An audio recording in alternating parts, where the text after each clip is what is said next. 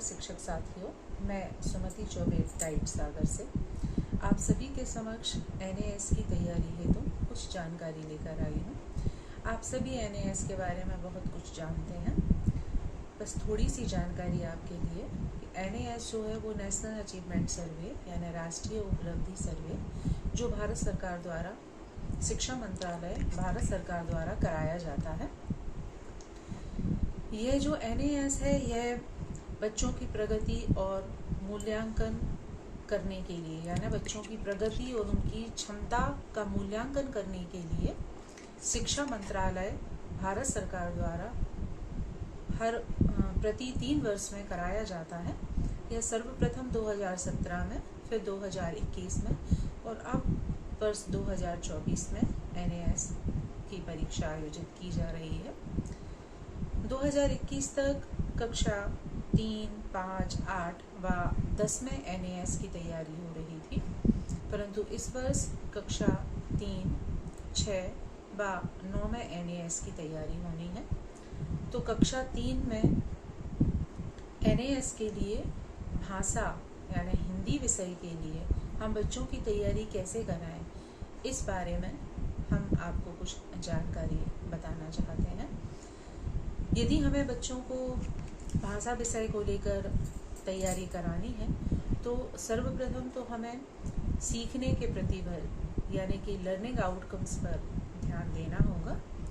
जो सीखने के प्रतिफल हैं, हमारा जो कौशल है वो बच्चों को पढ़कर समझना पर आधारित प्रश्न ही बताने हैं। इन्हीं से संबंधित प्रश्न पूछे जाएंगे। पढ़कर समझना पर आधारित जो प्रश्न हैं वो निम्न प्रकार से आप बच्चों को बता सकते हैं और इसी प्रकार से एग्ज़ाम में भी आते हैं। जैसे सर्वप्रथम अनुच्छेद के रूप में, अनुच्छेद में हम बच्चों को गद्यांश, पद्यांश ये समझा सकते हैं और प्रश्न भी इसी से पूछे जाते हैं बच्चों को। जैसे अनसीन पैसेज यानी कि अपठित गद्यांश जो आता है, तो वो जो अपठित गद्यांश है, अपठित पद्यांश है, उसमें से बच्चों को प्रश्न ढूंढने पड़ते हैं और फिर बच्चे उन प्रश्नों का जवाब देते हैं। हर प्रश्न के लिए 4 बहुविकल्पीय प्रश्न जो आते हैं, हर प्रश्न के लिए 4 संभावित उत्तर दिए होते हैं। उसमें से सही उत्तर बच्चा सिलेक्ट करता है, चुनता है। तो जो MCQs इसमें आने हैं, तो हम बच्चों के लिए अनुच्छेद कैसे तैयार कराएं। तो सबसे पहले तो हमने जो बताया आपको कि पढ़कर समझना पर आधारित जो कौशल है, इस पर बच्चों की तैयारी कराएं। तो इसमें हम अनुच्छेद के रूप में भी ले सकते हैं। दूसरा, इसमें बच्चों को विज्ञापन के रूप में। तीसरा, संकेत के रूप में। संकेत के रूप में, सांकेतिक रूप में मतलब होता है कि इसमें दूरी से संबंधित प्रश्न पूछे जाएंगे।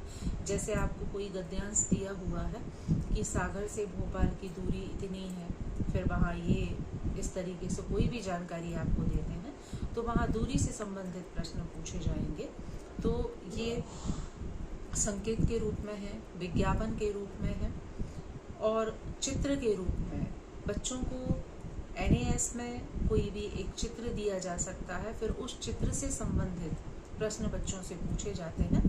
वह चित्र किसी भी जगह का हो सकता है, जैसे कोई बाग का है, स्कूल का है, अस्पताल का है, सार्वजनिक स्थान कहीं भी कोई भी चित्र लिया जा सकता है, कोई मेला लिया जा सकता है। फिर उससे संबंधित प्रश्न बच्चों से पूछे जा सकते हैं कि आपको इस चित्र में क्या दिखाई दे रहा है, इसमें और क्या क्या है। यानी जो बच्चा है वो उस चित्र को देखे, समझे और फिर समझकर उन प्रश्नों के उत्तर दे। तो हम बच्चों की तैयारी इसी रूप में करा सकते हैं।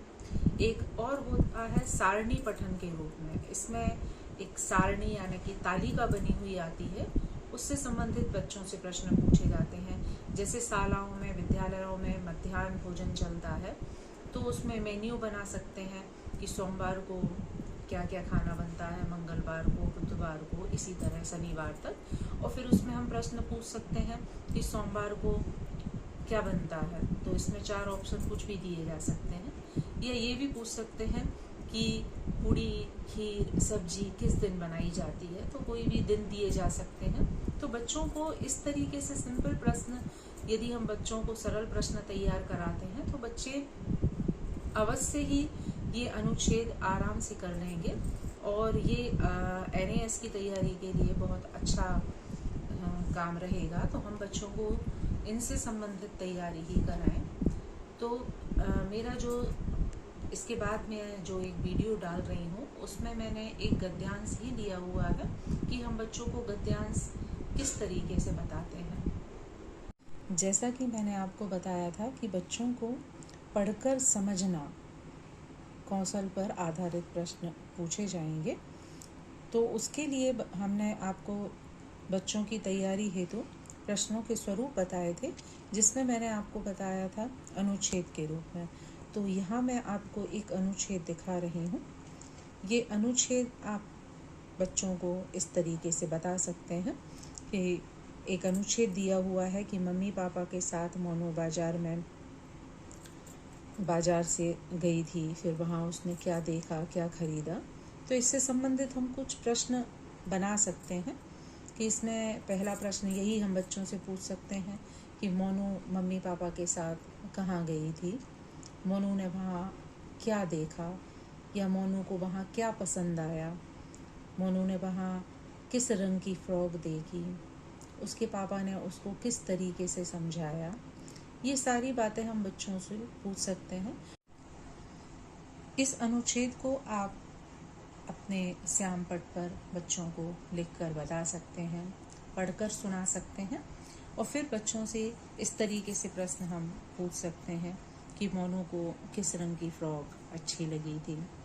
या आप अब चाहें तो अपने मन से भी कुछ प्रश्न आप बना सकते हैं और फिर उनसे पूछ सकते हैं। तो इस तरीके से हम उनसे बच्चों से किसी भी प्रकार के प्रश्न पूछ सकते हैं।